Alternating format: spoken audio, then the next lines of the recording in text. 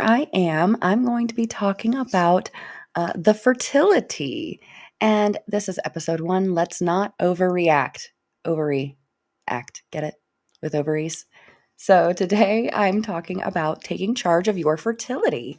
And pretty much that is a book by Tony Weschler that talks about how to naturally track your cycle pretty easily through the fertility awareness method. And the fertility awareness method is something that is not super talked about or well known, except for in ways that people misunderstand. So doctors often don't understand it very well and they lie about it because they don't understand it or they have a misunderstanding of it. For example, they might call it the rhythm method or the calendar method. And that's not quite accurate. These are not the same as fertility awareness. Fertility awareness is actually tracking your cycle using your temperature, your basal body temperature, to confirm ovulation, and your cervical fluid, also known as discharge or mucus, so that you can identify when ovulation is likely approaching. These two methods combined, put together, is called the fertility awareness method. You can also track the position of your cervix, but that is a little more in-depth, literally, than people like to check. So that's not a required part of fertility awareness, but it can give you some valuable insights.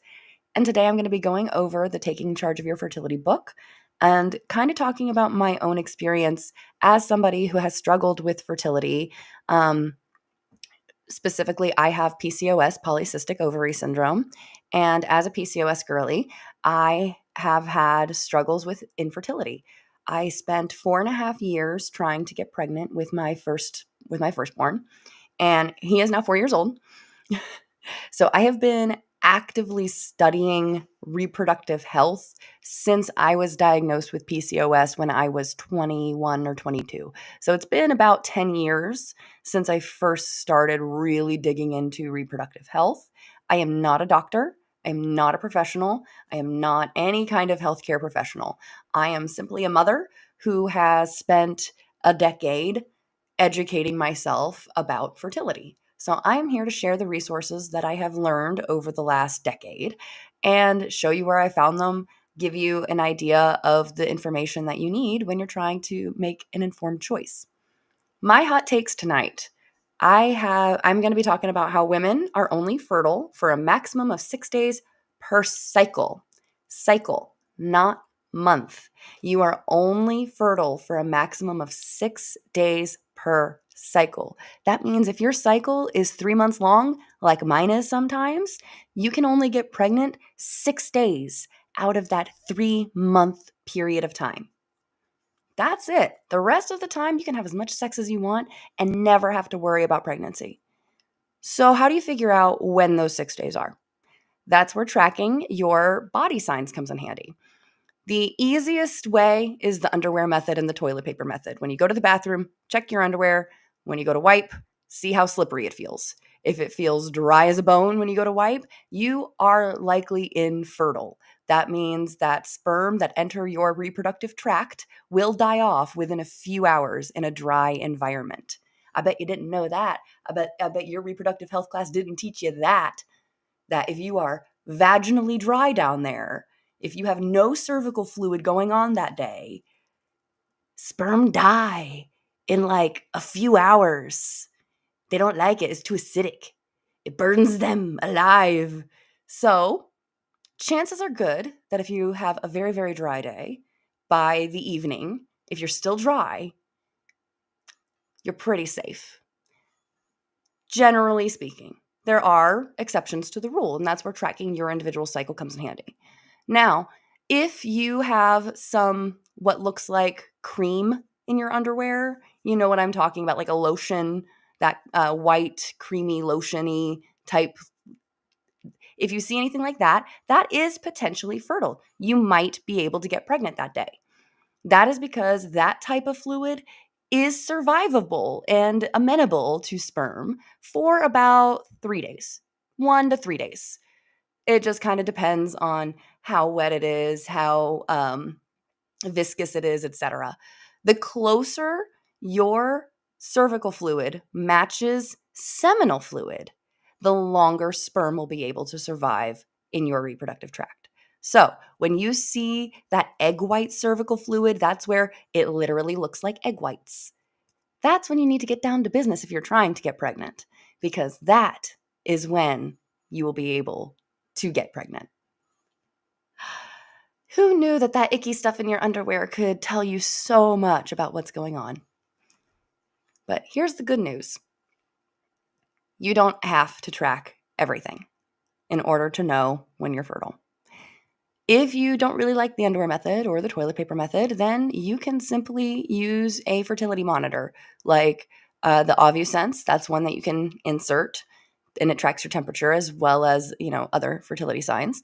You can get an Ava bracelet that goes on your wrist and it tracks multiple signs. You can get a temp drop and that goes on your arm. I actually do have a temp drop fertility monitor. It's very, very handy, very helpful. I do like it a lot. It looks like this. Put it on your arm and it tracks your temperature. Now this is my old one. This one doesn't work anymore because I broke it. I washed it. I have another one that works, but I lost it because ADHD. But in the meantime, I can take a regular basal thermometer and check my temperature that way. Hello, welcome. So I am streaming right now on Substack, on YouTube, and on TikTok. So the temp drop looks like this. If I can get the light to work with me a little bit. So this is the fertility monitor. This is the box of it. It's very, very handy. Showing my other screen as well. So it goes on your arm like that. And that's how it tracks your temperature. It's really handy. It works with an app. You just sync it via Bluetooth. And the nice thing about it is you just kind of turn it on and forget about it. That's what I like about it. Okay. Sorry, I'm putting in my little caption thingies for YouTube and Substack. There we go. You use a digital thermometer for yours. That's wonderful. So digital thermometers work great. You do not have to pay a subscription for the Temp Drop app. You can if you want to use their extra features, but you do not need a subscription in order to download your data. Once you purchase the actual Temp Drop device, you can use their service no matter what. It downloads no matter what. The nice thing is you can actually use the Temp Drop app before ever having the Temp Drop. You can use it and just insert, just type in your digital thermometer. So if you can go ahead and use the Temp Drop app for free without a subscription, and that's one nice thing about it. You can pay an optional subscription if you want to use their extra things, but for those of us who are good at paper charting, which is you just literally do it on paper, you don't really need the whole app. You just kind of need it to sync your data so that way you can get it. That's it. I like the paper charting for a lot of reasons. In the Taking Charge of Your Fertility book, there is an example. So let me go to that one real quick. And I'll show the birth control chart. I'm going to show it on my Substack first. So that is the whole thing. There you go. So pretty much you can identify in your birth control chart when you are most likely to get pregnant. This person, they had their period for a few days. Then this means that they were dry. They had no cervical fluid during this period. And all of these circles are days that they had sex. So on this day, this day, this day, and this day. None of these days result in pregnancy because there is no cervical fluid, which is the medium that sperm need in order to survive. So none of these instances can result in pregnancy. However, once you get to these little gray boxes, this is where this person started to experience wet cervical fluid. These are their danger days. These are days where sex could result in pregnancy. They abstained. They did not have sex during this time frame. And then once they confirmed that their temperature went up, they identified their peak day, 1, 2, 3. That day, they knew that they were safe and could resume normal activities for the remainder of their cycle. How cool is that? Just by charting your body signs, you can figure out when you are likely to get pregnant, when you are not going to get pregnant. It is so freaking cool. I love this book so much. It's amazing. And if you are trying to get pregnant, you do the opposite. So to show this over here, this person is trying to get pregnant. So they do the opposite of the birth control chart. They have sex every day that they have the wet quality cervical fluid right here. And then as a result, they did get pregnant. Their temperature rose to show their ovulation, and then it stayed high. And then by their 18th day of high temperatures, that basically, sorry for the lagging, that basically confirms the pregnancy. All right. So I think it's partially lagging because I'm trying to do two at once, and it doesn't like it very much. But we'll keep going, at least for now. All right. So I want to talk about how birth control does not regulate your cycles. It is commonly thrown at people to fix their issues. Yes, the kiddos are asleep, thankfully, so I don't have to worry about them.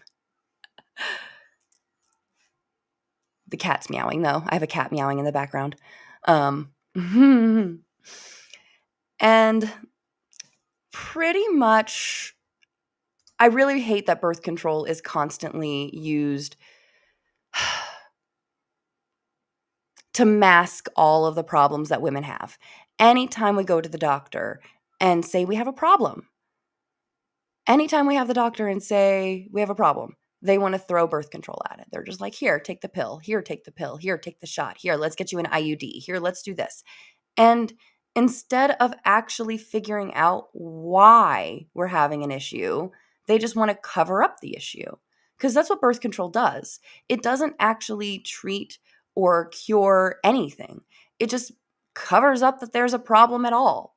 It gives you a fake cycle that you bleed regularly, so your endometrium is shedding regularly, and it might help with fewer cramps because you're not having real periods. It might help with stabilizing your hormones if you have a mood condition. There's so many reasons that birth control could absolutely be helpful. However, if you're trying to figure out why your cycles are irregular, putting you on birth control is not going to do anything but give you a fake cycle. And so many doctors have lied and said, let's put you on birth control to regulate your cycle. Let's put you on birth control to regulate your hormones. And that is not how it works. And it's so frustrating that they continue this lie when we have had the same types of birth control since essentially the 70s.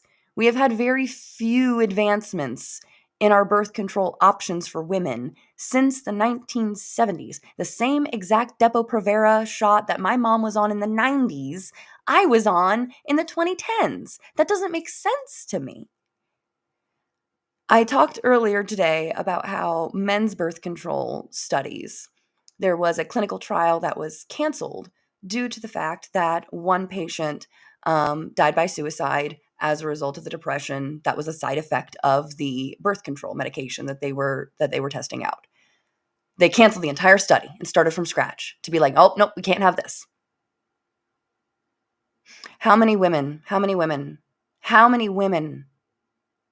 have left this world the exact same way for the exact same reason since the 1950s when the birth control first entered the market?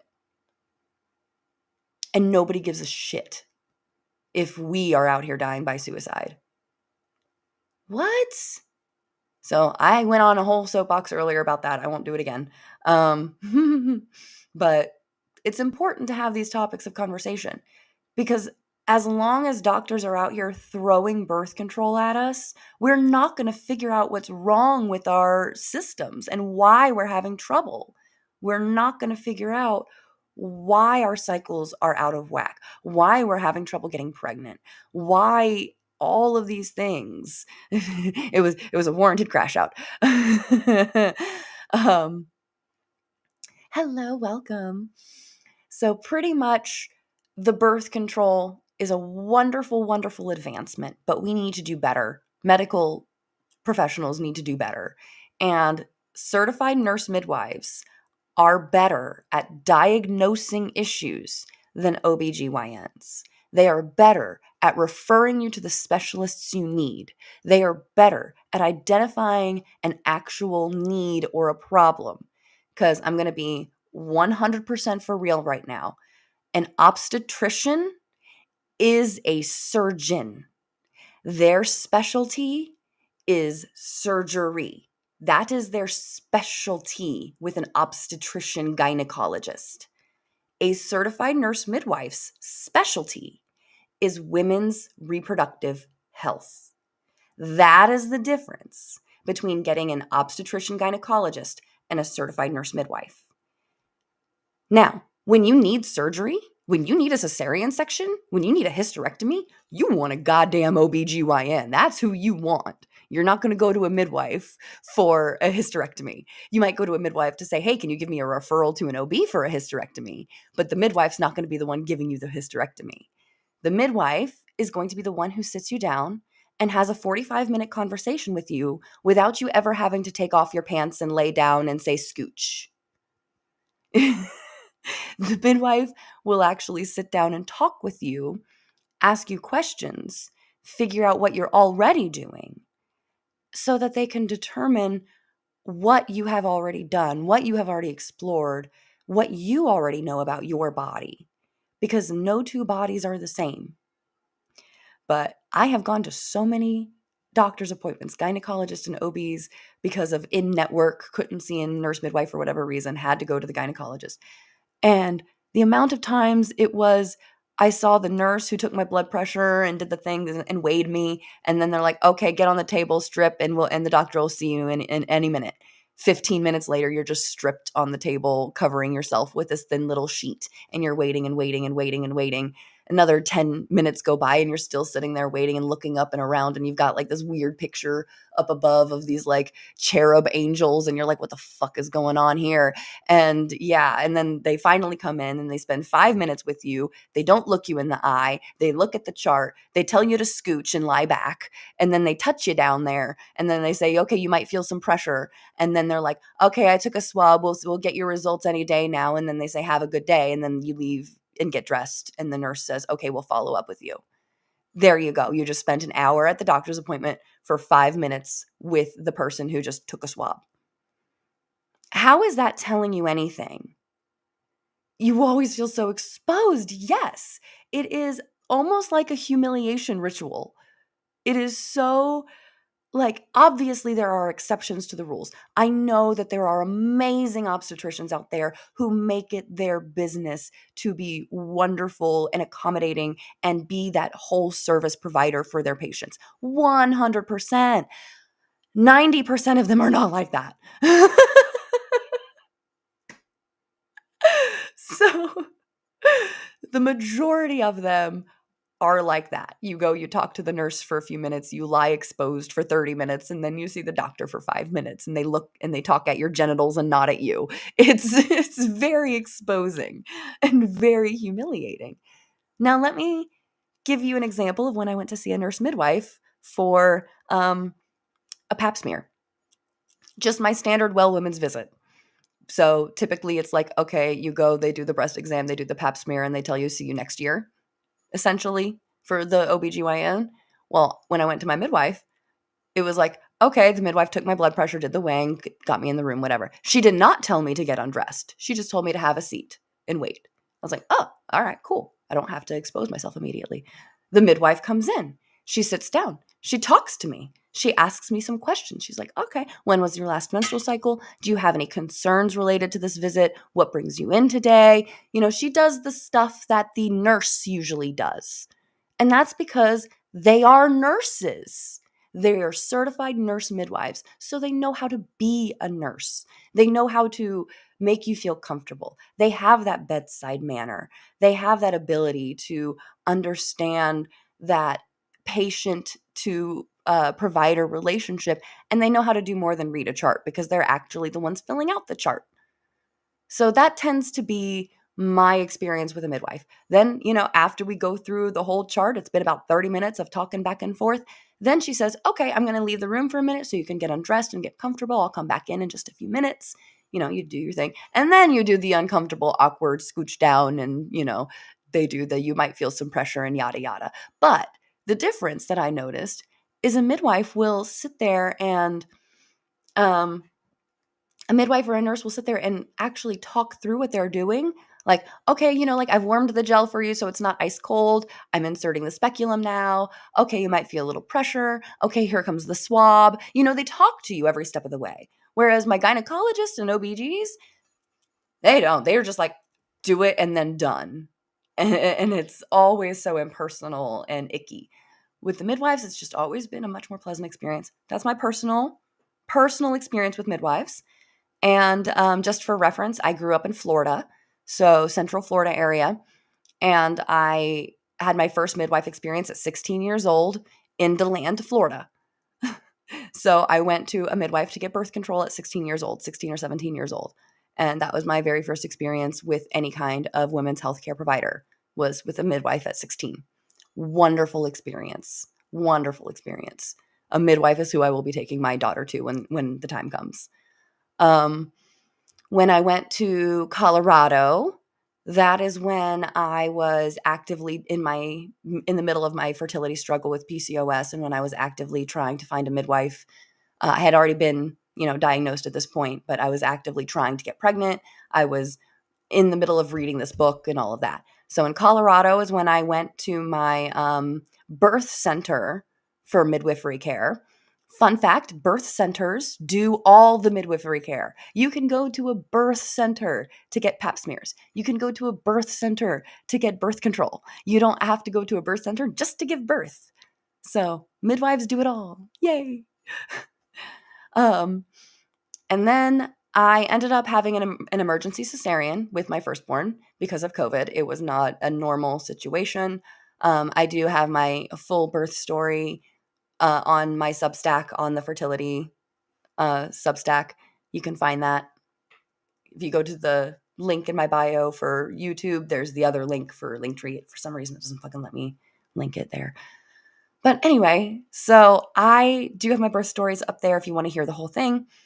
Long story short, I had to have an emergency cesarean for my first. I had to demand that cesarean. They were just like straight up going to break my waters. And I was like, nope, cross my legs. You're going to give me the cesarean. Let's go do that right now. We did that. My second birth was here in Ohio. And I had a home VBAC, a home vaginal birth after cesarean with a home birth midwife. They had an office out where it's about an hour drive from me. So I was driving an hour and 15 minutes to my midwife appointments here in Ohio. In Colorado, I was driving almost 2 hours for my midwife appointments while pregnant. So you do have the option of traveling for good care. It sucks. It sucks having to travel for good care, but you do always have that option. Don't ever think that you have to go to the hospital that's local. You have to see the people that are local to you. Go, travel, go look at the people that are 30 minutes away, that are 45 minutes away, that are an hour away, that are up to 2 hours away. Because let's be real, even if you do get pregnant, or even if that's what it's for, if you are getting excellent care, it is worth it. When I had my emergency cesarean, I was bleeding out from placental abruption at 36 weeks. It was 35 weeks and 6 days when I went into labor. And I was on the phone with my midwife the whole time, like at various points throughout the day. And then finally at around midnight, I'm like, something's absolutely wrong. We need to go right now. And I should have gone earlier, but I was in denial, and that's a whole other story. When I did decide to go, I definitely could have died. My husband booked it. That 2-hour drive over a mountain pass in Colorado from a rural town down to Grand Junction. Normally it's 2 hours if you do the speed limit. He made that in an hour and 15 minutes. That's how fast he was going over that thing. And we were both sick with COVID. So he had it was really scary. He had 102-degree fever, I think at that point, 101, 102-degree fever. He had to at one point cover his eye because he was having double vision because he was really sick with COVID and I was really sick with COVID and I was bleeding out and obviously I couldn't drive. It was a big thing. I could not go to our local hospital because our local hospital did not have a maternity ward. We went there first. They could not find their Doppler because it was in one of their ambulances. And they have 2 ambulances, and one was in the other town an hour away. And they could not find their Doppler. So all they could do was offer me an ambulance ride over the mountain pass. And my husband just kind of looked at them and was like, I am faster than you. And he took me. So, spoiler alert, I lived, but I did almost die. When I did get to the maternity ward, I was prepared for them to be like, oh, this is an emergency cesarean. No. The OB was like, I'm going to break your water now so I can place a fetal electrode.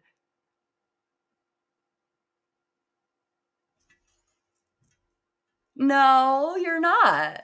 I crossed my legs, screamed no at her, and she was very offended at me. And then I had to be put under for the surgery. And then I woke up without my baby. He was in the NICU. He's okay. He is now 4. We were able to leave the hospital 7 days later, but that was a really, scary time. And the fact that I had to tell my doctor how to save my life still haunts me. And the fact that if I was not as informed as I was, scares me. Because she could have killed me. That doctor, that OBGYN, could have killed me by breaking my waters and placing a fetal electrode instead of listening to me when I demanded my cesarean. Like, I am mind-boggled to this day that is how that went about. Because after I had screamed, don't touch me, she was like, what do you expect me to do? I was like, I expect you to do your job. And then on top of that, she turned to my husband and said, are you going to let her do this? What? And then they waited for his consent to take me back. Like, yeah, that's how my birth went. I was furious. I was so mad. My birth with my daughter was so much better, and I did not get COVID, so that made a big difference. I did not get COVID. Get your COVID shots, people. If you are pregnant, get your COVID booster. Do it. I unfortunately did not do it because it was 2021 and they had just started recommending the vaccine for pregnant people. And I was like, well, I'm like at this point 30 something weeks pregnant. Do I bother? I'm almost there. I haven't gotten it this far. I've been very careful, et cetera, et cetera. I made so many excuses not to get it just because of I didn't really want to go out. I didn't want to go anywhere. And and then I got it. So that sucked. So get the shot. It's worth it to save your life. I got it the second time, that's for sure. I got it in my next pregnancy. Anyway, my next pregnancy, I went to the midwives and I did a home birth midwife.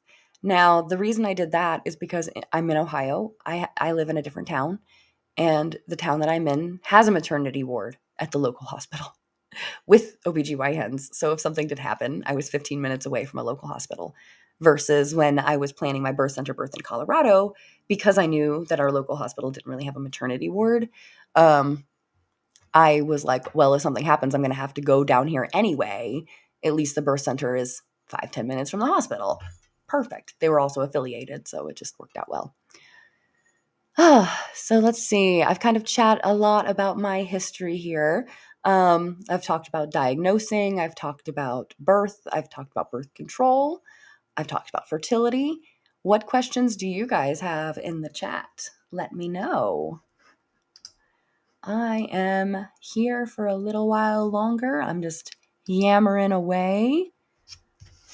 I'm going to share a little bit from the Taking Charge of Your Fertility book. And for those of you with teens or who work with teens, Cycle Savvy. Both of these books are by the same author, Tony Weschler, and I highly recommend them. We've got Taking Charge of Your Fertility. This is the big book. Cycle Savvy, the little one. They are wonderful. Oh, and again, this is what like the temp drop, if you have something like this, that goes on your arm, track your temperature. I have personally used both the Ava bracelet and the temp drop.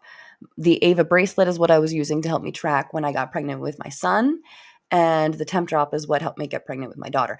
I actually wasn't tracking my temperature with my daughter, come to think of it. I got the temp drop like right. I think I actually replaced that temp drop. I washed my temp drop. That's how I lost it. And I replaced it after she was born. But so in order to get pregnant with my daughter, I wasn't even tracking my temperature. I was only going by the cervical fluid method. I was only tracking my cervical fluid. 3 cycles. By just tracking my cervical fluid, it took me only 3 cycles to get pregnant. And frankly, it was the first one that I really tried. The other 2 were just kind of is.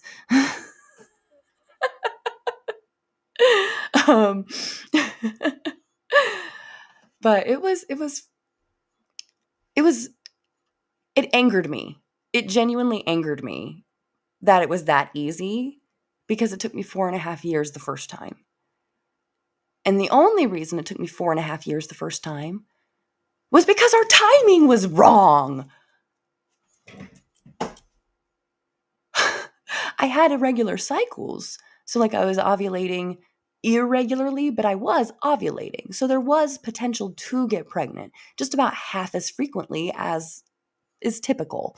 You know, if you ovulate once a month, you have approximately 12 opportunities in a year to get pregnant. I was ovulating about 6 times a year. So I had about half as many opportunities to get pregnant.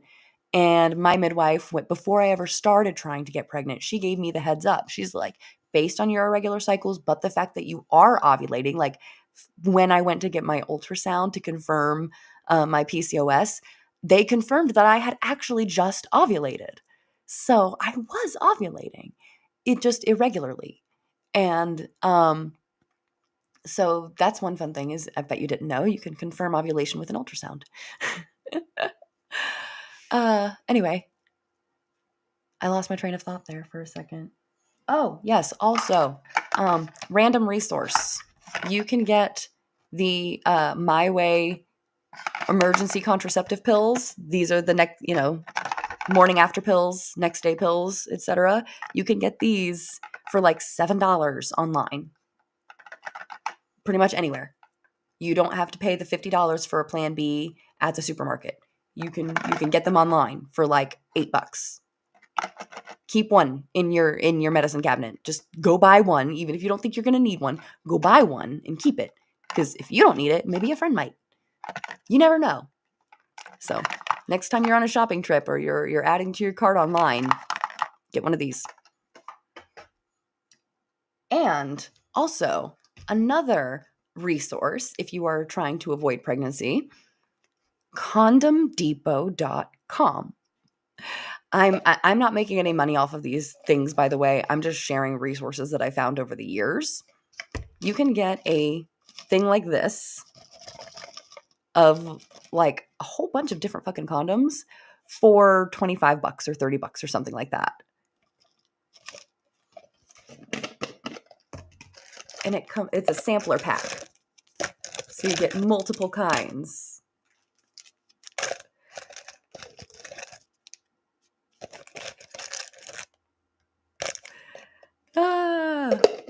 So a lot cheaper. And if you're like in a high school or something like that, or in a college, then you can take advantage of the fact that these are way cheaper and you can help supply your school's health departments with these. and remind kids of safe sex, because I know a lot of people are like, well, an STD is not that bad, but I just don't want to get pregnant. An STD can be that bad, people. People do die of STDs. Just STIs and STDs are no fun, and not all of them are curable. There are strains of gonorrhea now that are antibiotic resistant because it is now so common to get gonorrhea that it's becoming harder and harder to treat and cure. Wear fucking condoms, people. Stop it. Stop it. Stop it. Be a hoe. Be as big of a hoe as you want. You are welcome. Body count does not fucking matter. Wear condoms. Get dental dams. Do you know you can cut up a condom and use it as a dental dam? You can do that. Herpes simplex 2 is not curable. Yes. By the way, if the person you're hooking up with has a cold sore, especially an active cold sore, that shit can transfer to down there too. Be smart, people. Please, for the love of God. And especially now, because cold sores are so common that like 50% of the population gets them. That's how common they are. Like 50% of the population has herpes. Please, people, please be mindful when you're out and about. And it drives me nuts because I constantly bite my lip. So right now I have like 2 spots where I've bitten my lip and it looks like I got 2 fucking cold sores. Drives me insane. I don't. Not that there's anything wrong if you do, because again, like half the fucking population has cold sores. But be mindful if you have cold sores. Don't be sharing food. Don't be sharing drink. Don't be, sharing lipstick with your best friend, because that's how you fucking get cold sores, people.